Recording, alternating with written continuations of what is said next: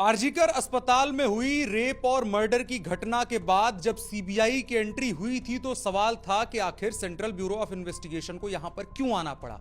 और आज सुबह जब सब सो करके उठे तो खबर यह आई कि इन्फोर्समेंट डायरेक्टरेट भी अब कोलकाता पहुंच चुकी है और 8 ऐसे ठिकानों पर लगातार छापेमारी जारी है, जिससे कुछ ऐसे सबूत निकल करके सामने आएंगे जिससे इस हत्या और बलात्कार के राज जो और गहरे दफन हैं वो भी बाहर आने की उम्मीद है। और पूरी जानकारी आपको देंगे सुबह से अभी तक क्या घटनाएं हुई हैं और उससे क्या रिजल्ट आने की उम्मीद है। और साथ ही साथ बात करेंगे परिवार के बयान को लेकर के जो अब दबाव से मुक्त नजर आ रहा है। जैसे जैसे सेंट्रल गवर्नमेंट की इसमें इन्वॉल्वमेंट बढ़ती जा रही है, सेंट्रल एजेंसीज बढ़ती जा रही हैं, तो बयान ऐसे आ रहे हैं कि कोलकाता पुलिस ने जिस पिता और माता की बेटी की बेरहमी से हत्या और बलात्कार किया गया था उसको पैसे देने की कोशिश की थी ताकि मामले को रफा दफा किया जा सके। इस पर विस्तार से बात करेंगे और बात करेंगे ममता बनर्जी ने जो विधानसभा का आपातकालीन सत्र बुला करके एक बिल पास किया था उस पर गवर्नर ने ऐसा क्या कह दिया है जिससे यह बात स्पष्ट हो गई है कि ममता बनर्जी को ना तो मतलब महिलाओं की सुरक्षा से है, ना बलात्कार को रोकने से है, ना अपराध को रोकने से है, उनको सिर्फ मतलब अपनी छवि और अपनी सरकार बचाने से है। इन तमाम चीजों पर बात करेंगे, साथ में बने रहिएगा हमारे और पूरी वीडियो देखा जाएगा। नमस्कार, मेरा नाम है अनुराग मिश्रा और आप देख रहे हैं शाइनिंग इंडिया। तो सबसे पहली बात जो हमने पिछले वीडियो में की थी उसी से बात आगे बढ़ाएंगे कि सीबीआई आखिर वित्तीय अनियमितताओं की जांच क्यों कर रही है, क्यों आर्थिक मामलों को लेकर के सीबीआई का शक गहराता जा रहा है संदीप घोष जो ममता बनर्जी का सबसे बड़ा राजदार है उसको लेकर के। और आज जब ईडी आई है तो पिछले वीडियो में जो हमने जिक्र किया था और जिस बात की आशंका जताई थी वही होता हुआ नजर आ रहा है। पिछले वीडियो को अगर आप देखेंगे तो हमने यही कहा था कि ईडी और सीबीआई जब फाइनेंशियल चीजों में घुसती है तो उसका एक ही मकसद होता है कि पैसों का ट्रेल ढूंढना, जिससे कि अपराध में कौन कौन लोग शामिल थे उसको जानने में आसानी होती है। और आज जब ईडी ने आधा दर्जन के आसपास ठिकानों पर संदीप घोष और उससे जुड़े हुए लोगों के ठिकानों पर छापेमारी करनी शुरू करी तो इससे यह बात स्पष्ट हो गई कि सीबीआई की मंशा और जांच की दिशा दोनों उस कुर्सी की तरफ बढ़ते जा रहे हैं जो इस पूरे घटनाक्रम के लिए और बंगाल में हुई हर एक आपराधिक घटना के लिए जिम्मेदार है। और वो कुर्सी कोई ऐसी वैसी कुर्सी नहीं है, वो कुर्सी पश्चिम बंगाल की सबसे ताकतवर कुर्सी है। आप समझ गए होंगे मैं किसकी बात कर रहा हूं। तो सुबह से आज क्या हुआ है उन तमाम चीजों पर सबसे पहले बात करते हैं। 8 ठिकानों पर छापेमारी हुई है और साथ ही साथ इसमें 3 नाम जो उभर करके सामने आ रहे हैं और उसमें से एक नाम जो कड़ी बन के अब उभर रहा है कौशिक कोले जो बेहद करीबी माना जा रहा है संदीप घोष का। Prasun Chatterjee data entry operator है, लेकिन यह काम क्या करता था इसको जान लीजिए। यह नेशनल मेडिकल कॉलेज में जो आरजीकर से संबंध नहीं रखता हुआ एक अलग स्वायत्त मेडिकल कॉलेज है वहां पर डेटा एंट्री ऑपरेटर था। लेकिन संदीप घोष के केबिन और आरजीकर मेडिकल के प्रशासनिक भवन के आसपास इसको हमेशा देखा जाता रहा था। और आज इसके ऊपर आरोप लग रहे हैं कि जो पैसे, जो अवैध कारोबार, चाहे उसमें आरोप मानव अंगों की तस्करी से लेकर के दवाओं की अवैध तस्करी से लेकर के तमाम चीजों के थे, उस सब में कहीं ना कहीं प्रसून चटर्जी का नाम है। और विप्लव सिंह जो वेंडर था, जो दवाएं और तमाम किट लाता ले जाता था और उसमें किस तरह का फर्जीवाड़ा करता था, इसको लेकर के जांच हो रही है। और इसमें एक दिलचस्प बात, इस बात से जो शक है वो और गहराता है कि संदीप घोष की तरफ से सुप्रीम कोर्ट में इस बात की याचिका लगाई गई थी, किसी जिला अदालत में, किसी हाई कोर्ट में नहीं, सीधे सुप्रीम कोर्ट में इस बात की अर्जी लगाई गई थी कि कोई तो वकील आ जाए, कोई तो कपिल सिब्बल का ऐसा चेला मिल जाए जो सीबीआई की इस जांच को रोकने में मदद कर दे। लेकिन सीबीआई के विरुद्ध सुप्रीम कोर्ट ने फैसला देने से इनकार कर दिया और कहा कि जांच तो ऐसे ही चलती रहेगी और खुलासे ऐसे ही होते रहेंगे। और इसी को लेकर के पश्चिम बंगाल की मुख्यमंत्री ममता बनर्जी के बेहद करीबी और टीएमसी के बड़े नेता डेरेक ओब्रायन का जो ट्वीट आया उससे भी यह दिख रहा है कि अब पश्चिम बंगाल सरकार को इस बात का खतरा नहीं है कि कौन आरोपी इस बलात्कार और हत्या की घटना में पकड़ा जाता है। अब सबसे बड़ी टेंशन टीएमसी की सरकार की इस बात की है कि आखिर जांच अगर पैसों की हुई तो आंच कहीं उस सबसे बड़ी कुर्सी पर ना आ जाए। इसीलिए उन्होंने ट्वीट किया कि सीबीआई रेप के मामले में चार्जशीट कब दाखिल करेगी। सभी को जरूरत है, सभी चाहते हैं कि सीबीआई जल्द से जल्द इस बलात्कार की घटना का पर्दाफाश करे और उस मुख्य आरोपी को सजा दिलाए जिसका पूरा देश इंतजार कर रहा है, जिसने इस बर्बरतापूर्ण ढंग से 31 वर्षीय महिला डॉक्टर के साथ में इस पूरी घटना को अंजाम दिया। लेकिन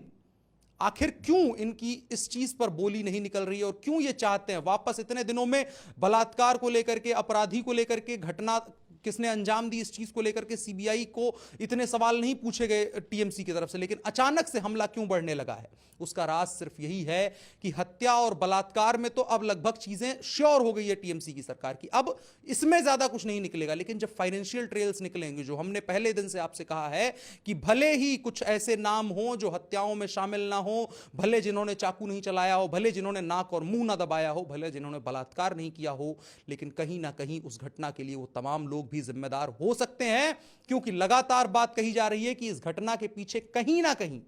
जो संजय रॉय ने जिस घटना का अंजाम दिया, जो अभी तक आरोपी, मुख्य आरोपी बताया जा रहा है, इसके पीछे कहीं ना कहीं इस बात की साजिश और इस बात का राज छुपा हुआ है कि क्या वो डॉक्टर लड़की कुछ ऐसा जान गई थी जिसे उसे नहीं जानना चाहिए था, क्या उसने ऐसा कुछ देख लिया था जिसे उसे नहीं देखना चाहिए था। और अब जो डॉक्टर्स निकल के आरजीकर के सामने आ रहे हैं और वो लगातार इस बात को कह रहे हैं कि भैया यहां तो ऐसा कुछ चलता था और ऐसे अपराध होते थे, ऐसे आर्थिक अनियमितताओं के अपराध होते थे जिससे बड़ा एक रैकेट, एक बड़ा सिंडिकेट, जिसको नॉर्दर्न बंगाल सिंडिकेट कहा जा रहा है, वो ऑपरेट आरजीकर हॉस्पिटल से होता था। और टीएमसी की टेंशन अब यही है कि अगर इसके राज खुलते चले गए, क्योंकि अब ईडी आ चुकी है और हमने पिछले वीडियो में बताया था कि ईडी काम कैसे करती है। ईडी के काम करने का सरल तरीका है, साधारण तरीका है, पैसे को ढूंढो और उसके बाद ढूंढो उन तमाम लोगों को जिनके पास ये पैसे गए और जिनके पास से ये पैसे आए, और उसकी जड़ तक जाने की कोशिश करना, जो कहीं ना कहीं इस पूरे मामले में उस सबसे बड़ी कुर्सी तक जाता हुआ नजर आ रहा है। और साथ ही अब बात करेंगे उन तमाम चीजों को लेकर के जो आज की जांच में हुई हैं, और साथ ही साथ एक और मामले की जिसमें सीबीआई ने पश्चिम बंगाल के पीडब्ल्यूडी विभाग के सामने कुछ सवाल रखे थे, एक नोटिस जारी करके सवाल पूछा था, जो पहले दिन से संशय का आधार बना है कि आखिर आरजीकर मेडिकल हॉस्पिटल में, मेडिकल कॉलेज में जहां घटना हुई, जिस सेमिनार रूम में घटना हुई, उसके बगल सटे हुए एक कमरे और एक टॉयलेट का रेनोवेशन क्यों कराया गया? क्या सबूत मिटाए गए थे? क्योंकि 3 अलग अलग कमरों तक वो फुटप्रिंट्स मिले हैं और उसको लेकर के अभी कोई जांच स्पष्ट नहीं आई है। एम्स के डॉक्टर और सीबीआई मिलकर के अभी चार्जशीट तैयार कर रहे हैं और स्पष्ट करने की कोशिश कर रहे हैं कि आखिर इनमें कौन लोग शामिल थे। तो सीबीआई ने जब पीडब्ल्यूडी के सामने, पश्चिम बंगाल की ममता बनर्जी की पीडब्ल्यूडी के सामने नोटिस दिया, तो मजबूर होकर जवाब देना पड़ा। सवाल क्या थे? सवाल ये थे कि 3 वर्षों में आरजीकर मेडिकल हॉस्पिटल में कौन कौन से रेनोवेशन के काम हुए हैं, और क्या जिस दिन घटना हुई उसके बाद किसी तरह के रेनोवेशन का आदेश दिया गया था, और अगर आदेश दिया गया था उस पर हस्ताक्षर किसके थे? और जो पीडब्ल्यूडी का जवाब है वो चौंकाने वाला है। पीडब्ल्यूडी की तरफ से कहा गया है कि इसके आदेश डॉक्टर संदीप घोष ने दिए थे, और सवाल यहीं से गहराता है, राज यहीं से गहराता चला जाता है कि क्या संदीप घोष उन तमाम सबूतों को मिटाना चाहता था, और क्या वाकई वो इन सबूतों को मिटाने में कामयाब हो गया? क्योंकि अब जो रिपोर्ट्स निकल के सामने आ रही हैं उसमें यही बात है, जो फाइनल रिपोर्ट की जो सूत्रों के हिसाब से जानकारियां निकल के सामने आ रही हैं, कि इस हत्या और बलात्कार के लिए संजय रॉय ही आरोपी है। जबकि इन घटनाओं के बारे में जितनी सूचनाएं अभी तक निकल के पब्लिक फोरम में सामने आई हैं, उससे कहीं से कहीं तक यह नहीं लगता है कि इस घटना के लिए अकेले संजय रॉय जिम्मेदार है, या ऐसी घटना को अकेले संजय रॉय घटित कर सकता है। लेकिन अभी रिपोर्ट्स यही आ रही हैं। तो सवाल वही है, क्या संदीप घोष जिस चीज को छुपाना चाहता था उस चीज को छुपा ले गया, लेकिन उसकी नजरों से बच गया उसका आर्थिक अपराध? इस पर और बात करेंगे, लेकिन इसके बीच में एक और आपको जानकारी दे दें कि गवर्नर की तरफ से उस बिल को मंजूरी नहीं मिली है जिसको आपातकालीन ढंग से बुला करके विधानसभा का सत्र ममता बनर्जी ने पास करवाया था, अपराजिता नाम से, जिसको लेकर के तमाम तरह के सवाल खड़े हुए, और अंत में यही बात समझ में आया कि उस बिल में ऐसा कोई प्रावधान नहीं है जो अलग हो या ऐसा कुछ हो, केवल उसमें तेजी के साथ चीजों को करने की आवश्यकता है। और हमने पिछले वीडियो में आपसे बात करी थी कि ममता बनर्जी अपराध और महिलाओं के ऊपर होने वाले अपराध में तेजी के साथ न्याय को लेकर के कितनी पक्षधर हैं। पॉक्सो कोर्ट को लेकर के या फास्ट ट्रैक कोर्ट को लेकर के जो सेंट्रल गवर्नमेंट और सुप्रीम कोर्ट की गाइडलाइंस थी, उसके बाद जब बजट दिया गया तो ममता बनर्जी ने किस तरह से उसमें लापरवाही की थी और फास्ट ट्रैक कोर्ट्स नहीं बनाई थी। तो मंशा तो स्पष्ट थी। अब जो गवर्नर की तरफ से कमेंट्स आए हैं उसमें यह कहा गया है कि जो बिल मेरे पास भेजा गया है उसमें तकनीकी रूप से कोई भी ऐसी बात स्पष्ट ही नहीं की गई है जिससे वह बिल के जैसा बिल लगे।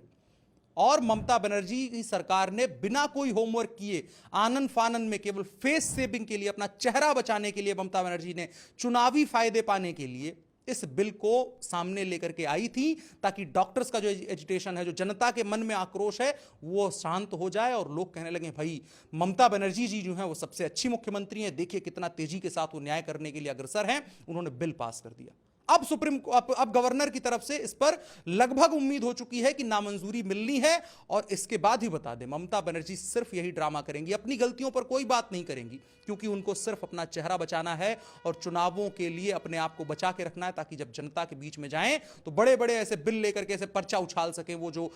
लोकसभा में भी उन्होंने एक समय पर किया था कि सभापति के मुंह पर पर्चा फेंक दिया था, वो चीज जनता के मुंह पे फेंक सके कि लो देखो हमने न्याय किया था। लेकिन गवर्नर ने, भाजपा के गवर्नर ने, केंद्र सरकार ने, नरेंद्र मोदी ने इस चीज को नहीं होने दिया। और सबसे जो महत्वपूर्ण बात है इस पूरे चर्चा की और इस पूरी बातचीत की, जो परिवार के आरोप निकल करके सामने आए हैं, परिवार के ऊपर लगातार दबाव था और यही चीज स्पष्ट हो रही है। परिवार का कहना है कि जिस दिन वह घटना हुई और पोस्टमार्टम हुआ उसके बाद जब अंतिम संस्कार के लिए बंगाल पुलिस की तरफ से दबाव बनाया गया, जी हां, ये परिवार के आरोप हैं कि दबाव बनाया गया। पहले समझिए कि सामान्य रूप से किसी के भी साथ ऐसी घटना होती है, सामान्य व्यक्तियों के साथ, सामान्य परिवार के साथ, तो उसको किसी को अंदाजा नहीं होता, हम आप किसी को अंदाजा नहीं होता इस बात का कि क्या क्या प्रोसीजर्स होते हैं। तो जो पुलिस कहती है उन्हीं चीजों पर लोग यकीन कर लेते हैं। पुलिस के द्वारा कहा जा रहा है, जो परिवार का आरोप है कि पुलिस के द्वारा घूस देने की कोशिश की गई थी ताकि मामले को जल्द से जल्द रफा दफा किया जा सके और साथ ही साथ शवदाह करने के लिए जल्द से जल्द आग्रह किया गया था। ये तमाम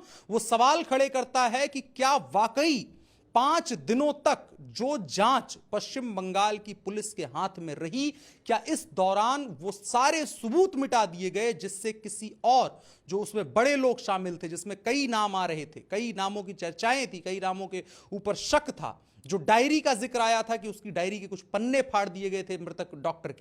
जो डॉक्टर थी उसकी एक डायरी जिसमें वो रोज नामचा अपना लिखती थी, उसको फाड़ दिए गए थे। क्या तमाम वो सबूत इस तरह से मिटा दिए गए? 5 दिनों में केस में ऐसी लीपापोती कर दी गई जिसके बाद अब जितना भी कोशिश कर लिया जाए, क्योंकि शव नहीं है, पोस्टमार्टम रिपोर्ट जो बनाई गई है वो बंगाल पुलिस और आरजीकर मेडिकल हॉस्पिटल और संदीप घोष की निगरानी में बनाई गई है, तो जो प्राथमिक रूप से जितने सबूत थे, मनचाहे सबूत केवल पेश किए गए हैं क्या? यह भी सवाल खड़ा हो रहा है, जिससे केवल जांच की जो सुई है वो केवल संजय रॉय की तरफ जाए। लेकिन